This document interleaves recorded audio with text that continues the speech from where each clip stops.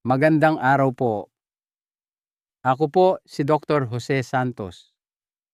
Sa mahigit 3 dekada ko pong pag-aalaga sa kalusugan ng mga kalalakihan, lalo na po sa ating mga senior citizen, marami na po akong nagabayan sa mga hamon ng pagtanda. Ngayon, nais ko pong talakayin ang isang sensitibo, ngunit napakahalagang paksa, isang bagay na marahil hindi napapansin ng maraming kalalakihan, lalo na yung mga lampas 10 anyos na maaaring malaki ang epekto sa kanilang kalusugan. Maaaring ikabigla ninyo na malaman na ang isang pribadong gawain na malamang ay ginagawa na ninyo sa loob ng maraming dekada at itinuturing na normal o kahit malusog pa nga, ay maaaring tahimik na nakakaapekto sa inyong prostate puso, antas ng testosterone at emosyonal na kalagayan. At ang pinaka nakakabahala, bihira itong pag-usapan. May paulit-ulit akong napapansin ang mga kalalakihang lampas 10 anyos ay madalas nagkakaroon ng mga kritikal na pagkakamali sa paraan ng kanilang pagsasarili na hindi nila namamalayan ang mga posibleng kahihinatnan. Linawin ko po, ang pagsasarili mismo ay hindi likas na masama. Kapag ginawa ng may kamalayan, maaari itong makatulong sa inyong kalusugan, magpataas ng inyong mood at tumulong sa pag-regulate ng hormones. Gayunpaman, ang karaniwang pamamaraan, lalo na pagkatapos ng edad na 60, ay may mga tahimik na panganib na malamang ay hindi kailanman na ibabala sa inyo. Sa ating talakayan, ngayon, ibubunyag ko ang 4 na pinakakaraniwang pagkakamali na napapansin ko sa mga kalalakihang kaedad ninyo, mga pagkakamaling maaaring dahan-dahang bumabawas sa inyong enerhiya, kalidad ng ereksyon, tulog at maging sa inyong pakiramdam ng layunin sa buhay. Ngunit higit sa lahat, ipapakita ko sa inyo kung paano ito itatama sa natural, simple at walang kahihiyang paraan. Sa bandang huli, ibubunyag ko rin ang isang kritikal na pagkakamali na halos lahat ng lalaki ay hindi napapansin, isa na maaaring ugat ng anumang banayad na pagkabalisa, kawalan ng laman o hindi mapakaling pagtulog na inyong nararanasan. Ang matututunan ninyo ay maaaring makapagpabago ng malaki sa kalidad ng inyong susunod na 10 o kahit 20 taon. Simulan natin sa una at marahil pinakalaganap na pagkakamali na nakikita ko sa mga nakatatandang lalaki. Mukha itong simple sa umpisa, ngunit sa paglipas ng panahon, maaari nitong baguhin ang takbo ng inyong utak, pumupurol sa inyong natural na pagnanasa at tahimik na sumisira sa inyong emosyonal at sexual na kalusugan. Unang pagkakamali: paggamit ng pornografiyang dinisenyo para sa mas batang isipan. Ito ay isang issue na mas madalas kong nakakaharap kaysa sa iba pa na nakakaapekto sa napakaraming kalalakihan na higit sa 40 anyos. Madalas nang hindi nila namamalayan ang banayad na pinsalang idinudulot nito. Maaaring magtunog itong dramatiko, ngunit pagkatapos ng 3 dekada sa kalusugan ng kalalakihan, ang pattern ay masyadong pare-pareho para balewalain. Narito ang karaniwang nangyayari. Isang lalaki sa kanyang edad na 60 o 70 ang kumukonsulta sa akin. Madalas, may mga alalahaning tila simple lang, mababang libido, hirap sa pagpapanatili ng pagka-excite o problema sa intimate na koneksyon. Gayunpaman, habang lumalalim ang aming usapan, ang ugat ng problema ay madalas na bumabalik sa isang napakapersonal at karaniwang hindi nasasabing gawi kung paano siya nagsasarili at partikular ang nilalaman na kanyang pinapanood. Kita niyo ang pornografiya ngayon ay ibang-iba na. Ito ay sinadyang inhinyeruhin upang magdulot ng matitinding pagtaas ng dopamine sa utak sa pamamagitan ng mabilis na pagpapalit ng eksena, mga sobrang sitwasyon at pinalaking pagganap. Ang nilalamang ito ay pangunahing dinisenyo upang akitin ang mas batang isipan na hindi pa nahaharap sa pangmatagalang kahihinatnan ng ganitong labis na stimulasyon. Kapag ang mga kalalakihang lampas 60 anyos ay regular na gumagamit ng ganitong uri ng material, hindi lang ito nakaka-excite, ito ay nakakalula. Ang inyong utak sa yugtong ito ng buhay ay iba na ang pagproseso sa pagka-excite at reward kumpara noong kayo ay 20 o 30 anyos. Ang antas ng dopamine ay natural na mas mababa at ang mga receptor ay hindi na gaanong sensitibo. Ang dating nakaka-excite ay nangangailangan na ngayon ng mas matinding stimulasyon upang makamit ang parehong epekto. Hindi ito personal na pagkukulang. Ito'y isang biolohikal na katotohanan. Ang bitag ay ito habang mas umaasa kayo sa sobrang nakaka-stimulate na pornografiya, mas nawawalan ng koneksyon ang inyong utak sa tunay at natural na pagka-excite. Sa paglipas ng panahon, maaari itong humantong sa tinatawag na arousal desensitization, kung saan walang haplos pantasya o kapareha ang sapat. Madalas lumalapit sa akin ang mga lalaki na naniniwalang may pisikal na mali sa kanila, ngunit sa maraming pagkakataon, ang issue ay hindi pisikal, ito'y neurological. Ang kanilang utak ay nakondisyon na ng nilalamang nilikha para sa mas bata, mas tumutugon sa dopamine na bersyon ng kanilang sarili. Sa halip na magpalago ng sigla at koneksyon, ang gawin na ito ay madalas nagiiwan sa kanila ng pakiramdam na pagod-bigo at nag-iisa. Naaalala ko ang isang pasyente, si Mang David, isang 77 anyos na retiradong piloto. Inilarawan niya ang pakiramdam na manhid pagkatapos ng climax na parang lahat sa loob niya ay biglang nagsara, walang kasiyahan, walang koneksyon, tanging isang alon ng kawalan. Sinundan namin ito pabalik sa maraming taon ng pagkonsumo ng lalong matitinding nilalaman sa gabi, mag-isa, nang hindi man lang isinasaalang-alang kung paano nito binabago ang kanyang karanasan sa kasiyahan. Ang pagbabagong ginawa namin ay simple lang, ngunit binago nito ang lahat para sa kanya. Kaya kung ito'y tumatama sa inyo, kung napapansin ninyong kailangan nyo ng mas maraming stimulasyon, hindi na gaanong na-excite o nagtataka kung bakit ang tunay na intimacy ay hindi na kayo pinapagana, pakitandaan na hindi kayo nag-iisa. At higit sa lahat, ito ay maaaring maituwid. Magsimula sa pamamagitan ng paglayo muna sa screen. Gamitin ang inyong imahinasyon, inyong mga alaala, inyong mga pandama. Dahan-dahan lang. Mag-focus sa inyong paghinga. Kumonekta muli sa inyong katawan. Maaaring mamangha kayo sa muli ninyong mararamdaman kapag itinigil ninyo ang paghahabol sa intensidad at sinimulan ang pag-imbita sa presensya.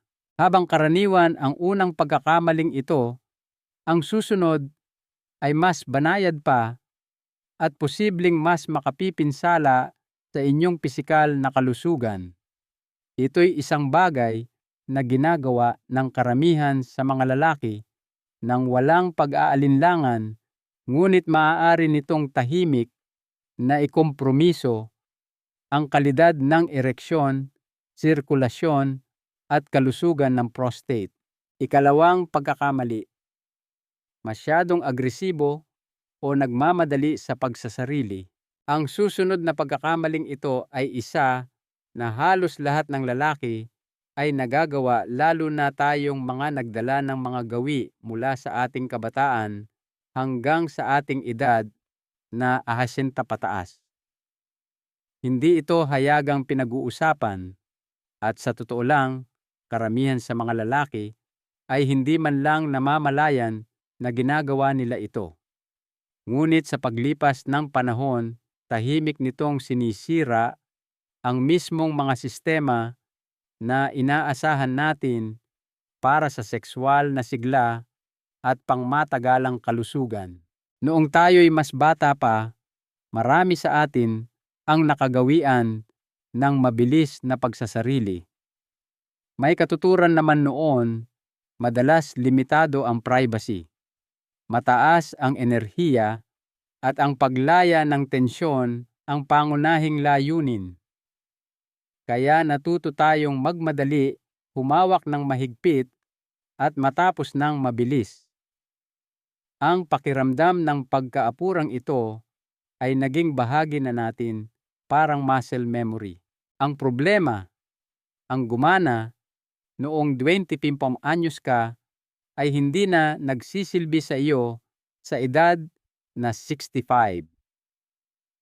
Sa edad na ito, ang inyong mga tissue daluyan ng dugo at nerves ay mas delikado na. Ang sirkulasyon na sumusuporta sa malusog na ereksyon ay natural ng mas mabagal. Ang inyong pelvic floor, prostate at hormonal rhythms ay mas sensitibo. Kaya naman, kapag kayo ay nagsasagawa ng mabilis agresibo at may mataas na presyon na stimulasyon, naglalagay kayo ng hindi kinakailangang puwersa sa inyong sistema, partikular sa kalidad ng inyong ereksyon at kalusugan ng prostate. Hindi mabilang na pasyente ang nagsabi sa akin, hindi na kasing tigas tulad ng dati, o masyado na akong mabilis labasan ngayon at hirap nang makabawi. Kapag tinanong ko kung paano nila hinahawakan ang kanilang sarili, halos bawat isa sa kanila ay naglalarawan ng mahigpit, minadali at nakatuon sa resulta na karanasan.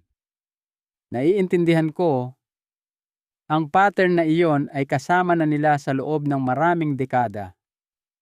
Ngunit, ang madalas nilang hindi namamalayan ay ang intensidad na kinasanayan nila ay mas nakakasama na ngayon kaysa nakakabuti. Isipin si Mang Juan, isang 72 anyos na retiradong bumbero. Nabanggit niya na regular pa rin siyang nagsasarili, ngunit napansin niyang hindi na ito gaanong kasiyasiya. Parang mekanikal na lang. Sabi niya, parang isang bagay na dapat kong gawin, pero hindi na isang bagay na kinatutuwaan ko. Nang suriin namin ang kanyang pamamaraan, malinaw ang sagot. Tinatrato niya ito na parang isang gawain na kailangang tapusin agad, hindi isang karanasang dapat damhin. Pagkatapos ng ilang gabay, lumipat siya sa mas mabagal, mas may kamalayang pamamaraan. Sa loob ng ilang linggo, bumuti ang kanyang sensitivity at naramdaman niya ang mas malalim na koneksyon sa kanyang katawan kaysa sa maraming taon. Ang katotohanan, ang inyong katawan pagkatapos ng aksinto ay kaya pa rin ng malalim na kasiyahan at makapangyarihang paglaya, ngunit nangangailangan ito ng ibang uri ng pangangalaga. Kailangan nito ng oras, kahinahunan at atensyon. Kailangan nito ng paghinga.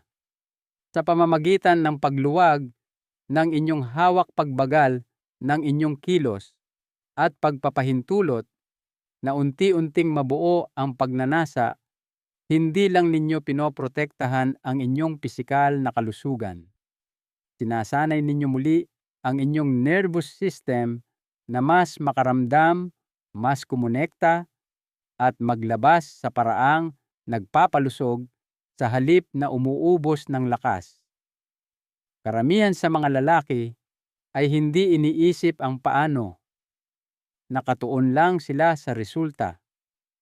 Ngunit ang tunay na pagbabago ay nangyayari sa pamamaraan. Hindi ninyo kinakailangang mas maraming stimulasyon, kailangan ninyo ng mas maraming presensya o kamalayan. Habang ang pagkakamaling ito ay maaaring makasira sa inyong katawan, ang susunod ay mas malalim pa ang epekto sa inyo. Ito'y isang gawi na madalas ginagawa ng maraming lalaki nang hindi nag-iisip, madalas sa katahimikan ng gabi, sa paniniwalang nakakatulong ito sa kanilang mag-relax. Ngunit sa katotohanan, maaaring ito mismo ang dahilan kung bakit sila gumigising na pagod, hindi mapakali, at may hormonal imbalance.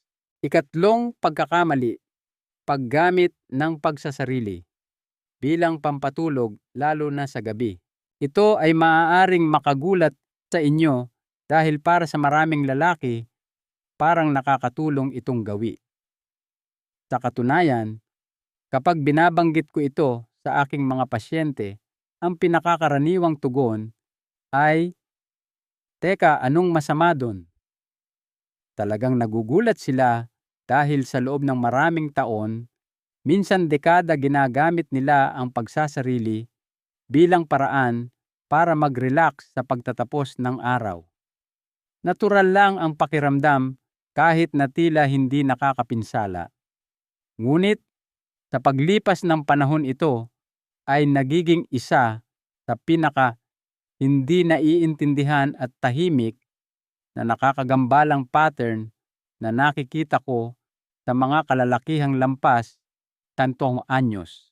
Narito kung bakit habang tayo ay tumatanda, natural na nagbabago ang ating mga pattern sa pagtulog. Mas kaunti na ang melatonin na ating nagagawa, mas nagiging marupok ang ating circadian rhythms, at ang ating kakayahang makatulog ng mahimbing at nakakapagpanumbalik lakas ay madaling maabala. Ngayon, idagdag pa diyan ang isang panggabing routine kung saan ini-stimulate ninyo ang inyong nervous system, pinupuno ang inyong utak ng dopamine, at kung may kasamang pornografiya, nakatitig sa isang kumikinang na screen sa dilim. Maaaring iniisip ninyong nagre-relax kayo, ngunit sa pisyolohikal na aspeto, kabaligtaran ang inyong ginagawa. Ang hindi namamalayan ng karamihan sa mga lalaki ay ang climax, lalo na kapag nakamit sa pamamagitan ng matindi o artipisyal na stimulasyon, ay nagdudulot ng panandaliang pagtaas ng dopamine na sinusundan ng biglaang pagbaba.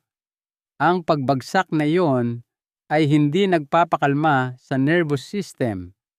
Maaari pa nga nitong i-activate ang stress hormones tulad ng cortisol na nagpapahirap sa inyong utak na lumipat sa tunay na pahinga. At iyan ang dahilan kung bakit napakaraming lalaki ang gumigising na groggy, hindi nakapagpahinga, o kahit balisa, nang hindi man lang naikokonekta ito sa nangyari noong nakaraang gabi. Naaalala ko ang pakikipag-usap kay Mang Alan, isang 48 anyos na dating guro, na nagsabing mahigit 1 taon na siyang walang mahimbing na tulog. Nasanay na siyang tapusin ang bawat araw sa isang mabilis na sesyon. Iniisip na nakakatulong ito sa kanya na mabawasan ang tensyon. Ngunit nang tingnan namin nang mas malapitan ang rutina na iyon, ay nagpapataas ng kanyang heart rate at nakakagambala sa kanyang hormonal rhythm bawat gabi. Nang ilipat niya ang gawin na iyon ng mas maaga sa gabi bago maghapunan, nagsimulang maging estable ang kanyang tulog. Sa unang pagkakataon sa loob ng maraming buwan, nagsimula siyang gumising na may enerhiya muli. Ang issue dito ay hindi ang mismong akto. Ito'y ang timing, ang konteksto, at ang paraan ng interaksyon nito sa inyong tumatandang biyolohiya. Ang inyong katawan, pagkatapos ng 60, ay hindi dinisenyo para sa stimulasyon at paglaya ng tensyon bago mismo magpahinga. Kailangan nito ng katahimikan. Kailangan nito ng espasyo para bumagal. Ang pagsasarili sa gabi ay nakakalito sa ritmong iyon. Nililinlang nito ang inyong sistema sa isang siklo ng tensyon at paglaya na hindi na naaayon sa inyong natural na arkitektura ng pagtulog. Kung napapansin ninyong nakakatulog kayo, ngunit hindi nananatiling tulog o gumigising kayong parang halos hindi nagpahinga, maaaring ito ang nakatagong salarin. Ang solusyon ay mas simple kaysa sa iniisip ninyo. Hindi ninyo kailangang isuko ang kasiyahan. Kailangan nyo lang itong bawiin sa mas tamang oras at sa mas mabuting paraan, isa na sumusuporta sa inyong katawan sa halip na umuubos nito. Ngunit kasing halaga ng tulog, ang susunod nating tatalakayin ay mas malalim pa. Hindi lang ito tungkol sa inyong katawan, tungkol ito sa inyong puso. Dahil ang huling pagkakamali na nakikita ko sa mga nakatatandang lalaki ay hindi pisikal. Ito'y emosyonal. At maaaring ito mismo ang dahilan kung bakit kayo nakakaramdam ng mas maraming diskoneksyon, kawalan o pag-iisa kaysa sa inaamin ninyo kahit sa inyong sarili. Ika-4 na pagkakamali, pagbabaliwala sa emosyonal na diskoneksyon. Ang huling pagkakamaling ito ang pinakatahimik at sa maraming paraan ang pinakamapaminsala. Ang katotohanan, karamihan sa mga lalaki ay hindi man lang namamalayan na nangyayari ito. Hindi ito isang bagay na masusukat sa laboratory report. Hindi ito lumalabas bilang numero o sintomas na madali mong maituturo. Ngunit, sa paglipas ng panahon, lumilikha ito ng dahan-dahang pagkasira ng isang bagay na mas mahalaga, ang inyong koneksyon sa inyong sarili, sa inyong mga emosyon, at sa mga taong mahalaga sa inyo. Para sa maraming kalalakihang lampas, siksinto, ang pagsasarili ay nagiging higit pa sa pisikal na paglaya ng tensyon. Nagiging isa itong emosyonal na paraan ng pagharap sa problema. Pinupunan nito ang katahimikan. Tinatakpan nito ang kalungkutan. Nagbibigay ito ng ilang sandali ng kontrol sa isang buhay na maaaring kung hindi man ay pakiramdam na hindi mahuhulaan o walang laman. Bagamat maaaring mabigat itong pakinggan, ito'y isang sentimiento na narinig ko sa iba't ibang anyo mula sa hindi mabilang na kalalakihan sa loob ng maraming taon. Naaalala ko ang isang lalaki, si Mang Ben, 78 anyos, isang byudo retiradong inhinyero. Sinabi niya sa akin sa mahinang boses na ang kanyang panggabing gawi ay hindi na talaga tungkol sa sex. Ito'y tungkol sa pagsisikap na makaramdam ng kahit ano. Hindi niya ito ikinahihiya, ngunit hindi rin niya ito ipinagmamalaki. At pagkatapos niyang labasan, sabi niya ay mayroong malalim na katahimikan hindi kapayapaan, kundi katahimikan lang at minsan isang uri ng kirot na hindi niya mapangalanan. Ang emosyonal na diskonneksyong ito ay hindi nangyayari ng biglaan. Nabubuo ito ng dahan-dahan sa loob ng maraming taon habang natututo tayong ihiwalay ang kasiyahan sa intimacy, ang sensasyon sa emosyon. Pagdating ng panahon na mapansin ito ng maraming lalaki, pakiramdam nila ay emosyonal na silang patag hindi lang sa sexual na aspeto kundi sa pang-araw-araw na buhay. Mas kaunting saya, mas kaunting koneksyon. Isang uri ng tahimik na pamamanhid na mahirap pag-usapan kahit sa taong pinagkakatiwalaan mo. Ang pagkakamali dito ay hindi ang pagsasarili mismo. Ito'y ang paggamit nito para lampasan ang emosyon sa halip na kumonekta rito. Kapag ginagawa ninyo ito dahil sa pagkainip, pagkabigo, kalungkutan, o kahit stress ng hindi kinikilala ang mga damdaming iyon, tinuturuan ninyo ang inyong katawan na tumugon sa emosyonal na sakit sa pamamagitan ng pisikal na distraksyon. Sa paglipas ng panahon, lumalaki ang agwat na iyon. Nakukuha ng katawan ang paglaya nito, ngunit ang puso ay nananatiling hindi nagagalaw. Ngunit may mas mabuting paraan, isa na mas tapat, mas buo, at higit na nakapagpapagaling. Magsimula sa pamamagitan ng pagtatanong sa inyong sarili, bakit ngayon? Bago kayo magsimula, isaalang-alang kung ito ba ay pisikal na pangangailangan o pag-iwas sa emosyon. Subukang baguhin ang intensyon. Gumamit ng alaala init ng damdamin o imahinasyon na nagdudulot sa inyo ng pakiramdam ng koneksyon, hindi lang pagnanasa. Maging ang pag-aalay ng karanasan sa isang taong minahal ninyo o minamahal pa rin ay maaaring magbalik ng pakiramdam ng kahulugan. Ang pagsasarili ay hindi kailangang maging hungkag. Maaari itong maging sagrado. Maaari itong maging isang anyo ng pangangalaga, hindi pagtakas. Karamihan sa mga lalaki ay hindi kailanman iniisip na questionin ang bahaging ito ng kanilang buhay, lalo na ang pag-aralan kung paano ito kumokonekta sa kanilang emosyonal na kalusugan. Ngunit kapag ginawa nila lahat, ay nagsisimulang magbago. Hindi lang sila bumubuti ang pakiramdam sa pisikal. Mas nararamdaman nilang buhay sila, mas matatag, mas tulad ng kanilang tunay na sarili muli.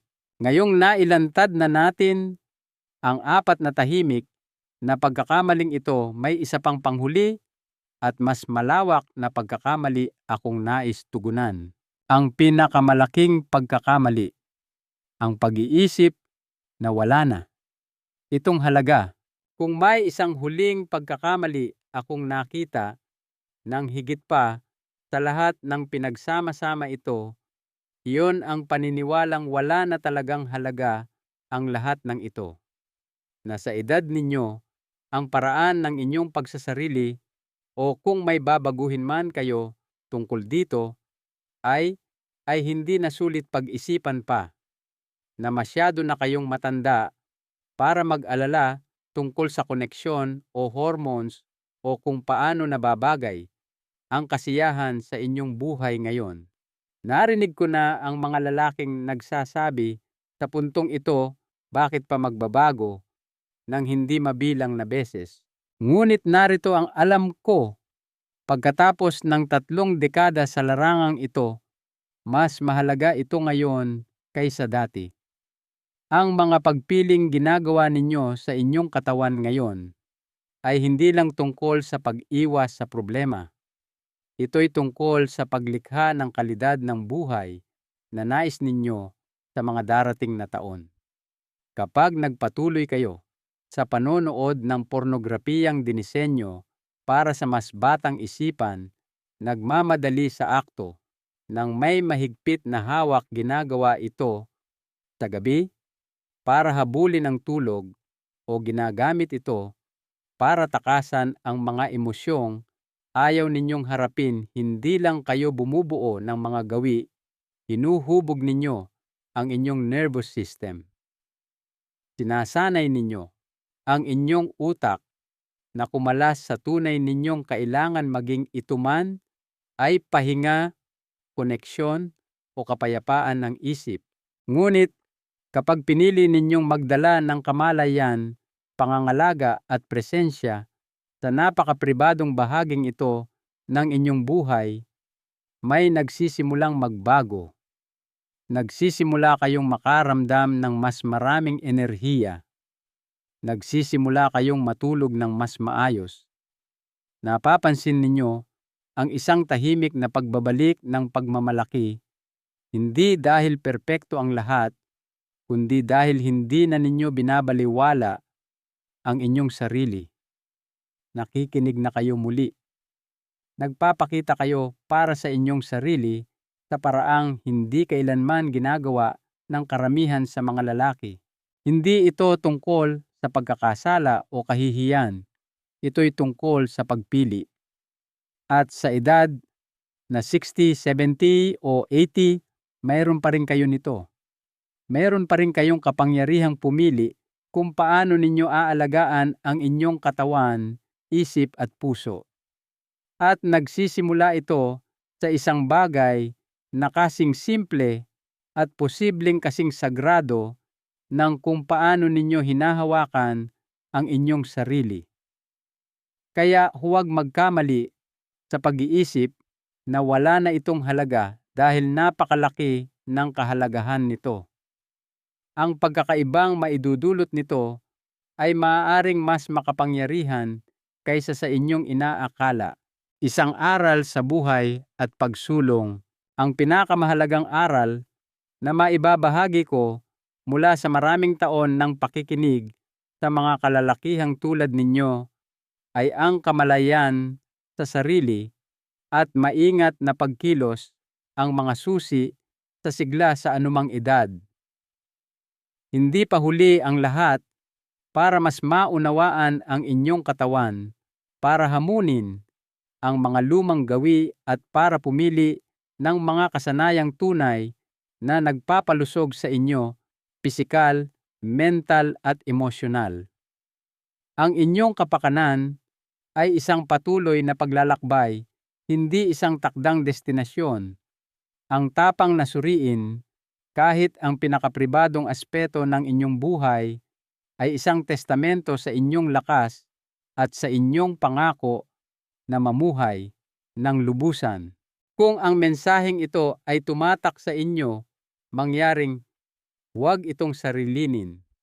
Kung meron kayong kakilala, kaibigan, kapatid, o sino mang lalaki na maaaring makinabang sa pag-unawang ito, pakibahagi ito sa kanila. Ang inyong kalusugan at ang inyong mga pagpili ay mahalaga ng malalim.